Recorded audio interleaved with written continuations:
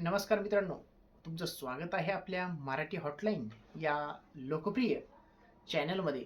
तर मित्रांनो, बातमी आहे शेतकऱ्यांविषयीची. तर पुण्यश्लोक अहिल्यादेवी होळकर शेतकरी कर्जमुक्ती योजनेचा प्रत्यक्ष लाभ देण्याचे काम सुरू झाले आहे. सहकार विभागाने 17 लाख शेतकऱ्यांची पहिली यादी जाहीर केली.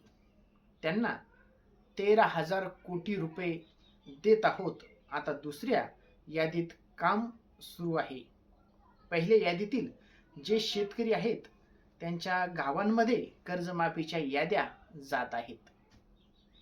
त्याची तत्काळ पडताळणी करून 31 तारखेपूर्वीच 17 लाख शेतकऱ्यांच्या बँक खात्यात पैसे जमा करण्याचा सरकारचा प्रयत्न आहे, अशी माहिती राज्याचे माननीय मुख्यमंत्री देवेंद्र फडणवीस यांनी दिलेली आहे.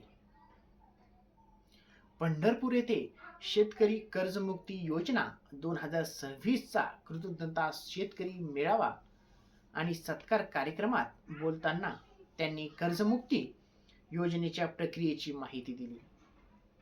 यावेळी मुख्यमंत्री देवेंद्र फडणवीस यांनी कर्मयोगी सुधाकर पंत परिचारक कृषी पंढरी 2026 कृषी महोत्सवाचेही यावेळी उद्घाटन केले.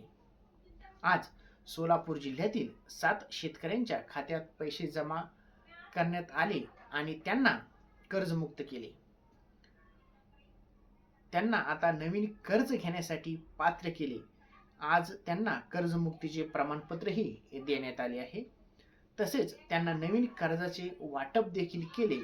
सर्व जिल्ह्यामध्ये असे कार्यक्रम करू असेही मुख्यमंत्र्यांनी यावेळी सांगितलं. राज्यातील 56 लाख शेतकऱ्यांना कर्जमाफी मिळणार आहे. ज्यांनी नियमित कर्ज भरले त्यांच्यासाठी 50,000 रुपये त्यांच्या खात्यात जमा करणार आहोत. बँकाकडून आलेल्या सर्व आकडेवारीची पडताळणी करावी लागते. त्याला थोडा वेळ लागतो. आम्ही कर्जमाफीच्या योजनेत एकही शेतकरी मागे राहू देणार नाही. सर्व शेतकऱ्यांना कर्जमाफी मिळेल, असंही देवेंद्र फडणवीस मुख्यमंत्री यांनी सांगितलं.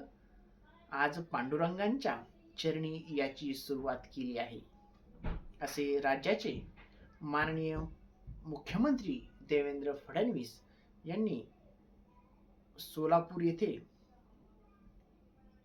सांगितलं. तर मित्रांनो, ही माहिती शेतकऱ्यांविषयीची आहे.